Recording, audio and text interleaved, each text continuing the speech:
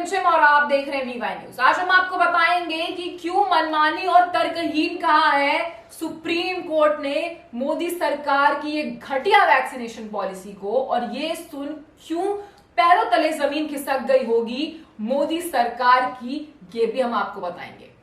मनमानी और तर्कहीन है ये वैक्सीनेशन पॉलिसी। 18 से 44 एज ग्रुप के टीकाकरण पर सुप्रीम कोर्ट ने दी है तलख टिप्पणी। जी हां, आपने बिल्कुल सही सुना। इस देश में कोर्ट ने अब अपना वो जो पुराना रुख है वो अपना लिया है और अब मोदी सरकार को उनकी जगह दिखाने के लिए कोर्ट भी अब पीछे नहीं हट रहा। कोर्ट ने सीधा कह दिया है बहुत ही ज्यादा गुस्से में कि आपकी ये जो पॉलिसी है वो मनमानी है और एक तर्कहीन है।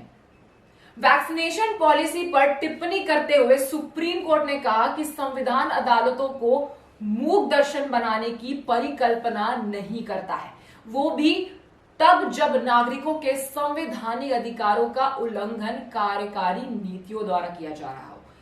पीठ ने अपने आदेश में केंद्र के उस बयान पर भी कड़ी प्रतिक्रिया दी जिसमें कहा गया कि न्यायपालिका को पॉलिसी बनाने के मामले में दखल नहीं देना चाहिए। कोरोना वैक्सीन से जुड़े मामलों की सुनवाई के दौरान सुप्रीम कोर्ट ने तलख टिप्पणी की। केंद्र सरकार की टीकाकरण नीति को कोर्ट ने मनमाना और तर्कहीन बताया है। सुप्रीम कोर्ट ने कहा कि 18 से 44 आयु वर्ग के पेड कोविड-19 टीकाकरण नीति मनमानी व तर्कहीन लगती है। यानी कि अगर आप पैसा देकर कोई वैक्सीनेशन लगवा रहे हैं कोरोना की, तो ये सुप्रीम कोर्ट के जजमेंट के अकॉर्डिंग तर्कहीन है और सुप्रीम कोर्ट ने खुद बोला है कि ये आपकी मनमानी नीति है। सुप्रीम कोर्ट की ये टिप्पणी उसके कुछ दिनों बाद आई है जिसमें कहा गया कि देश भर में वैक्सीन की कीमतें एक समान होनी चाहिए। दरअसल वर्तमान में केंद्र के टीकाकरण नीति के मुताबिक 45 वर्ष और उससे अधिक आयु के लोगों को मुफ्त टीका लगेगा और 18 से 44 आयु वर्ग के लोगों को इसके लिए भुगतान करना होगा। ये किस तरीके का लॉ है, किस तरीके की पॉलिसी है, ये शायद आम जनता को भी समझ में आ गया होगा कि यहाँ पे मोदी सरकार किस तरीके का गेम खेलते हुए नजर आ रही है। इसको मुफ्त टीका लगेगा और किसको पेड टीका लगेगा, भुगतान किसको करना पड़ेगा, ये जो मोदी सरकार की नीति थी ये केवल और केवल उनकी मनमानी नीति थी। इसको लेकर सुप्रीम कोर्ट ने कहा कि कोरोना महामारी की दूसरी लहर में 18 से 44 वर्ष आयु के वर्ग के कई लोगों ने भी हाल में ही बताया है कि कोविड की पहली लहर के विपरीत जब बुजुर्ग और कॉमोर्बिडिटी वाले लोग प्रभावित किया, तब स्वास्थ्य विशेषज्ञों ने भी हाल ही में बताया कि कोविड की पहली लहर के विपरीत जब बुजुर्ग लोगों को वैक्सीन लगना स्टार्ट हुआ तो वो अधिक प्रभावित थे। दूसरी लहर में युवा लोग अधिक प्रभावित हुए हैं। सुप्रीम कोर्ट ने बुधवार को केंद्र की कोविड टीकाकरण नीति को प्रथम दृष्टया मनमाना और तर्कहीन बताया और टीकाकरण नीति की आलोचना करते हुए कहा कि अदालत मूक दर्शन नहीं हो सकती। कोर्ट ने केंद्र सरकार से टीकाकरण नीति के बारे में विस्तृत रिपोर्ट मांगी है। साथ ही कहा है कि वैक्सीन कब कब खरीदी गई इस संबंध में कोर्ट को पूरी जानकारी के साथ दी जाए। यानी कि जो मोदी सरकार पहले पीएम केयर रिलीफ फंड और कई अन्य फंड के मामले में जो रुपया और पैसा घोटाले करके बचा लेती थी, अब वो ऐसा नहीं कर पाएगी क्योंकि उन्हें पूरा फरमान और एक विस्तृत रिपोर्ट देनी है सुप्रीम कोर्ट को। कोर्ट ने केंद्र को जवाब दाखिल करने के लिए सिर्फ और सिर्फ 2 वक्त का अहम टाइम दिया है। कोर्ट ने कहा कि वित्त वर्ष 2021-2022 के केंद्र बजट में टीकों की खरीद के लिए 35,000 करोड़ रुपए निर्धारित किए गए थे।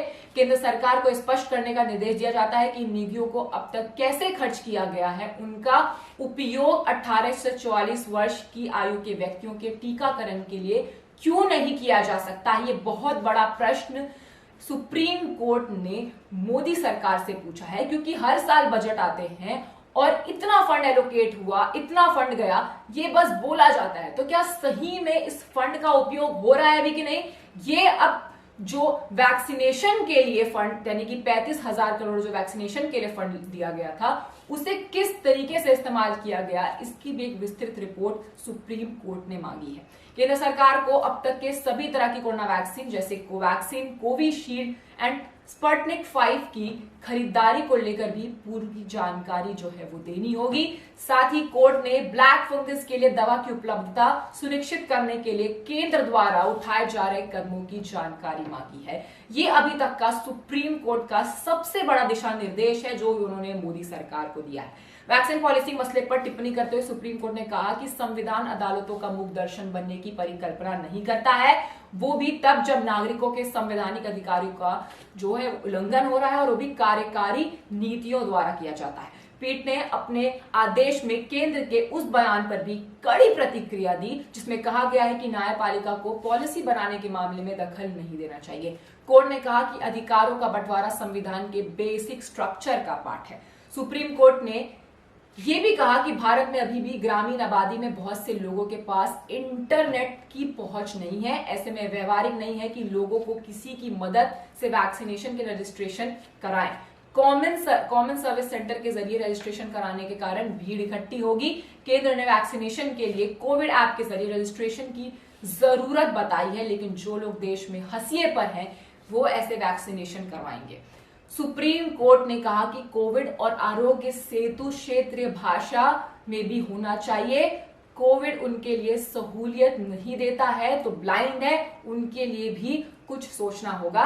ये था पूरा सुप्रीम कोर्ट का ऑर्डर जो उन्होंने मोदी सरकार को दिया है और मोदी सरकार को फटकार लगाते हुए कहा है कि 2 हफ्ते में विस्तृत रिपोर्ट दीजिए जिसमें सारे वैक्सीन की जानकारी होनी चाहिए। और उन्होंने ये भी कहा है कि जो फंड एलोकेट किया गया था यानी कि 35,000 करोड़ जो बजट इस साल आया जिसमें बोला गया कि हम 35,000 करोड़ रुपए वैक्सीनेशन के लिए दान दे रहे हैं या फिर इस चीज के लिए फंड एलोकेट कर रहे हैं, वो वैक्सीनेशन के लिए जो फंड एलोकेट हुआ वो कहां है? क्योंकि मोदी द्वारा तो हर एक फंड अब दानी लगता है क्योंकि लोगों को उस फंड के लिए हाथ जोड़ने पड़ते हैं और आम जनता को भुगतना पड़ता है जो फंड खुद उनके लिए ही एलोकेट हो रहा है। अब ऐसे में पीएम केयर रिलीफ फंड जिसपे ना कोई आरटीआई लागू है ना कोई सीएजी रिपोर्ट आती है, उन पैसों का क्या हुआ? सुप्रीम कोर्ट को उस चीजों को भी लेकर मोदी सरकार पर फटकार लगानी चाहिए। ये चीज अगर आगे सामने खुलकर जनता के सामने आएगी तो जनता को भी समझ में आएगा कि वो जो पैसे पीएम केयर रिलीफ फंड के नाम पर मोदी सरकार ने हड़पे थे, क्या वो वेस्ट बंगाल इलेक्शन में या फिर बिहार इलेक्शन में तो खर्च नहीं हो गए? इसका भी एक विस्तृत रिपोर्ट जरूर आना चाहिए। आप हमें बताएं कमेंट सेक्शन में कि आप इस बारे में क्या सोचते हैं। बाकी खबरों के लिए बने रहे VY न्यूज के साथ और हमें सब्सक्राइब करना, इस वीडियो को लाइक, कमेंट, शेयर करना ना भूलें। धन्यवाद।